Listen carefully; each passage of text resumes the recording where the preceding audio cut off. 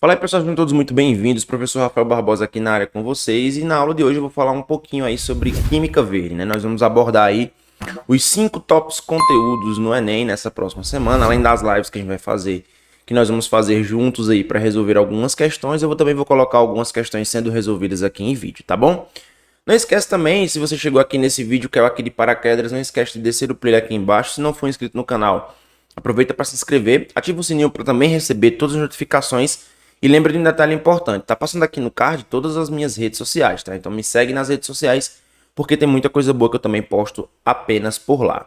Lembrando também que aqui na descrição desse vídeo tem 3 links para você. Um primeiro link é o nosso link do grupo do Telegram, onde essa apresentação que vocês vão ver hoje estará disponível gratuitamente para vocês, além de outros materiais que eu sempre coloco lá no grupo, exclusivamente lá no grupo, tá bom? E mais 2 links. No primeiro você pode baixar materiais gratuitos aí para ensino médio e no segundo link materiais gratuitos para ensino superior e especialmente na área de biológicas e saúde. Então, não esqueça esses avisos, desce o play aqui embaixo, confere os links na descrição e vamos nessa.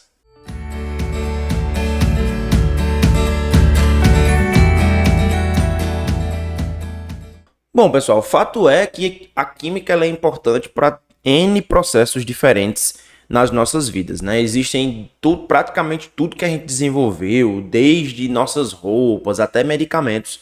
Obviamente, a química está diretamente envolvida nesse tipo de processo. Então, tudo o que nós utilizamos tem aspectos químicos envolvidos.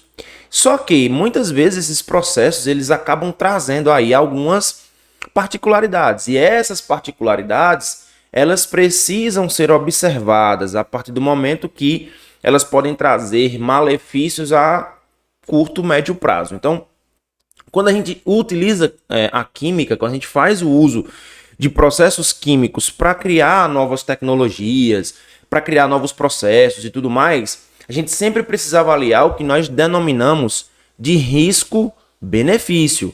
Tio Rafas, o que seria o risco-benefício? O risco-benefício está sempre atrelado a capacidade que aquele processo que a química está introduzindo, né, que a gente está utilizando, gerar algum tipo de problema e qual é o benefício real que ele traz. Muitas vezes, embora englobem riscos, né, englobem situações em que você possa ter problemas graves, o benefício é muito maior. A gente pode falar, por exemplo, da energia nuclear.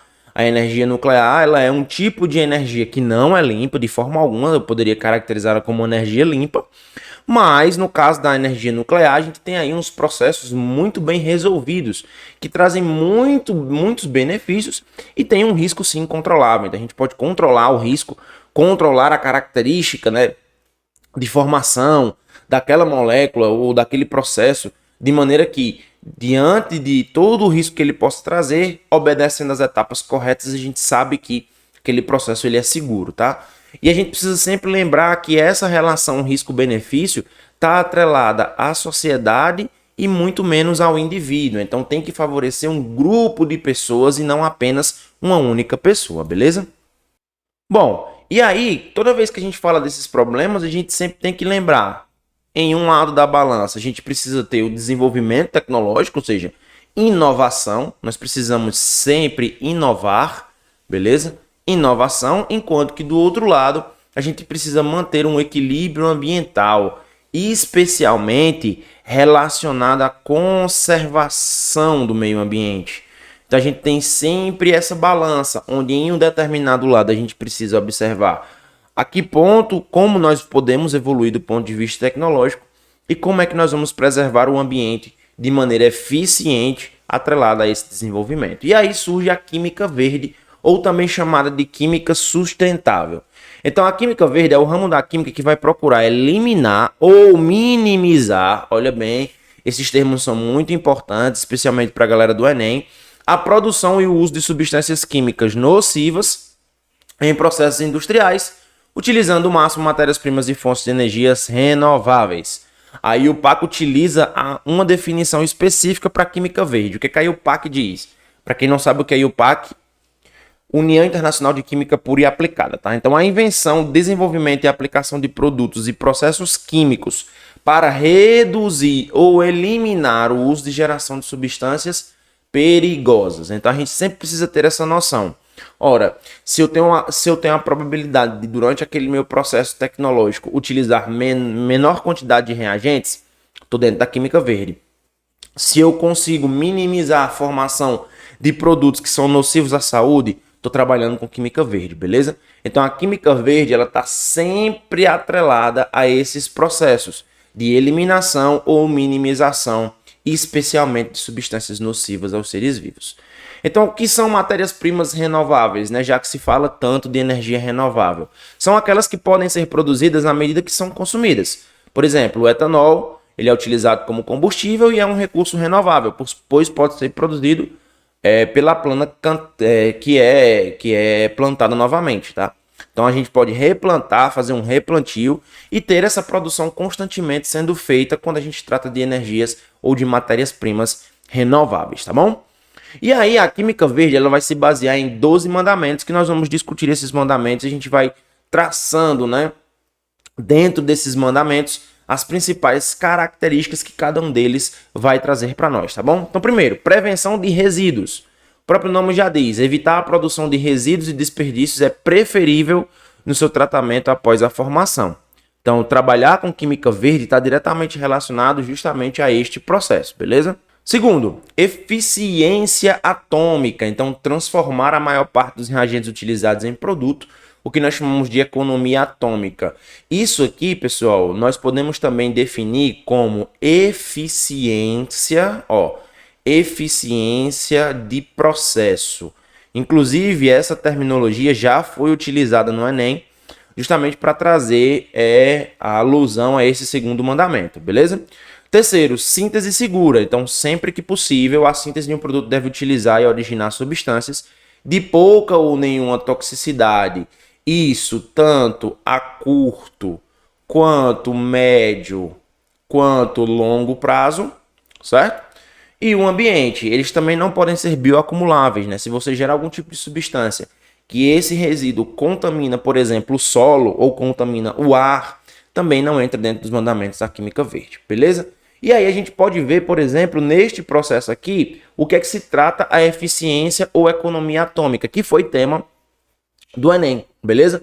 Então, analisa esses três processos. O primeiro processo é o benzeno reagindo aqui com 4,5 mols de oxigênio na presença de um catalisador, formando todos esses produtos. Aqui o anidrido, né?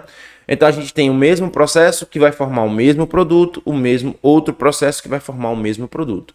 Então, a pergunta é, qual deles apresenta a melhor economia atômica? Então, lembra, a melhor economia atômica vai ser justamente aquele processo que vai produzir uma menor quantidade de produtos tóxicos e, consequentemente, vai economizar aí quando se utiliza reagente. Bom, o quarto mandamento da química verde são produtos seguros. O que seriam produtos seguros, né? Então, o produto final também não deve ser nocivo ao meio ambiente, pessoas e animais. Eu falei da bioacumulação lá atrás. 5. Solventes seguros, né? Dá preferência a solventes cujo descarte possa ser feito sem impacto ambiental. Integração de energia. Se durante o processo muita energia é gerada na forma de calor, essa energia pode ser usada dentro do próprio processo para reduzir o gasto de energia. Isso se fala muito, pessoal, não é um princípio da química verde, mas é só um adendo aí, um asterisco dentro dessa afirmação, que a gente fala muito dentro das usinas nucleares, né? Boa parte do processo de energia produzido a partir da fissão atômica, ela também é redirecionada para o próprio funcionamento da usina. E esse funcionamento, obviamente, né, vai trazer aí vantagens energéticas, porque você não vai precisar de uma fonte de energia externa para gerar aquela energia necessária para a usina funcionar, beleza? Não se trata de química verde, mas se trata apenas de um reaproveitamento energético, tá? Então, as necessidades energéticas devem ser consideradas ao nível do seu impacto econômico, ambiental, e estas devem ser minimizadas ao máximo, tá? Sétimo, fontes renováveis, beleza? Fontes renováveis. As matérias-primas devem ser provenientes de fontes renováveis de preferência. É claro que existem alguns processos que a gente não consegue ter essas fontes completamente renováveis, mas se isso é possível, a gente deve sim utilizar esse processo, tá? 8. Cuidado com os derivados, então evitar a formação de derivados sintéticos intermediários durante a síntese, ou seja, reduzir diminuição do número de etapas. Então a gente tem muitas vezes processos que sequencialmente geram uma série de subetapas que vão gerando o acúmulo de compostos que muitas vezes são desnecessários e tóxicos. Então, evitar a formação desses derivados também é um princípio da química verde. Nono princípio, catálise, dá preferência ao uso de catalisadores para acelerar a reação, ao invés de gastar mais energias e reagentes para deslocar a reação para os produtos. Lembrando que isso aqui, pessoal, tem um aspecto também econômico, né? Muitas vezes a utilização do catalisador, a depender do catalisador ao qual nós estamos nos referindo, pode gerar um aumento no custo econômico. Então, para tentar minimizar esses custos, é necessário sempre observar esse meio de catálise. Muitas vezes algumas indústrias acabam por não utilizar, por relatar custos no processo, tá bom? Décimo, ser biodegradável, né? Priorizar a obtenção de produtos que podem ser reciclados pela própria natureza ou que tenham um tempo de degradação reduzido, certo? 11º mandamento, análise da poluição. Os efluentes, né? Os efluentes que são produzidos na indústria, bem como o material que circula dentro dessa indústria, devem ser continuamente analisados para detectar prontamente qualquer tipo de contaminação. Então, as indústrias elas devem estabelecer fiscalização durante o processo, né, pré-processo na verdade, durante o processo e posteriormente a formação desses produtos, para saber exatamente onde é que esses produtos eles vão se acumular e se eles vão gerar algum tipo de poluição e gerando, caso isso aconteça, saber quais os níveis aceitáveis e quais estratégias vão utilizar para diminuir ou minimizar esses riscos, tá? E o 12º e último mandamento é a química segura, né? Então, todos os processos de implementação da indústria, eles devem ser tomados a fim de evitar acidentes em grandes proporções que podem provocar contaminação dependendo da magnitude. Então, aqui eu trouxe para você 2 exemplos de como a química verde pode te ajudar nesse processo, como é que as indústrias podem trabalhar, né, em vistas de diminuir a poluição ambiental. A gente tem aqui, por exemplo, sacolas biodegradáveis, que elas não têm nenhuma diferença polimérica de resistência, inclusive no canal vai sair uma aula sobre polímeros que está muito bacana. E a gente tem também aqui, ó, desengordurante, também biodegradável, tá? Esses biodegradáveis vão utilizar aí óleos vegetais, né, tensoativos vegetais, e são livres de petroquímicas, ou seja, de derivados do petróleo. Então, você não utiliza derivados do petróleo, utiliza sempre fontes renováveis, além dele ser biodegradável. Muita gente reclama, pessoal, quando usa esses materiais, de eficiência desses materiais quanto ao processo que ele se destina, né? No caso das sacolas, a segurar peso, né? No caso do desengordurante, a diminuir a retenção de gordura ali em panelas. Muitas vezes as pessoas relatam que tem que usar um pouco mais para poder ter o mesmo, para poder conseguir a mesma eficiência. A gente tem que ter muito cuidado com isso, tá? Porque isso pode variar de marca para marca, de processo para processo, e as marcas é quem devem garantir esse processo de, digamos, de risco, de estrutura-benefício, né? Ou de consumo-benefício para elaborar produtos ainda melhores que possam ser utilizados pela população em geral, beleza? Bom, então como é que a gente pode resumir a química verde? A gente pode resumir o seguinte: a química verde está preocupada em diminuir o desperdício, diminuir a energia do processo, diminuir os riscos, diminuir custos, diminuir poluição, além disso, diminuir o uso de matéria-prima. Então, o objetivo principal da química verde é analisar os processos para tentar ao máximo reduzir todos esses fatores que eu acabei de mencionar para vocês. Beleza? Bom, gente, eu lembro a vocês que esse conteúdo de química verde, quando ele está associado no Enem, muitas vezes ele não é apenas de química verde em si. Lembre-se, e é importante nesse momento que você está estudando, que o Enem ele é baseado numa correção TRI, Teoria de Resposta ao Item. Então, na verdade, no Enem não existem respostas erradas, né? Então, toda resposta que você assinar lá no Enem, você vai obter uma pontuação que pode se distanciar da média geral de todos os estudantes.